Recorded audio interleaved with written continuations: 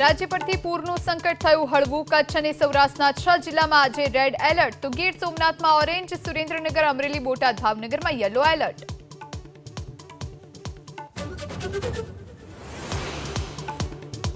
વિશ્વામિત્રીના પૂરની સ્થિતિને લઈને વડોદરા માટે જાહેર થઈ શકે છે સહાય. વડોદરાથી પરત ફરેલા બંને મંત્રીઓ સાથે આજે મુખ્યમંત્રી કરશે બેઠક.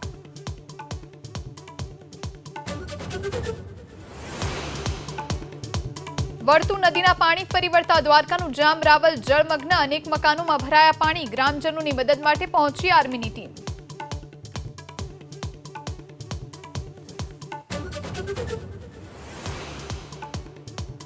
છેલ્લા 4 કલાકમાં કચ્છના માંડવીમાં ખાબક્યો 4.25 ઇંચ વરસાદ. ભુજમાં આજે જાહેર કરાઈ સરકારી રજા.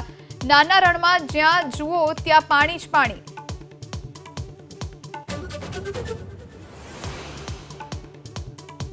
ભારે વરસાદથી એસટી બસ સેવા પ્રભાવિત. 14,000માંથી 1100 રૂટ પર એસટી સેવા બંધ. પાણી ભરેલા કોઝવેમાંથી બસ પસાર ન કરવાની સૂચના.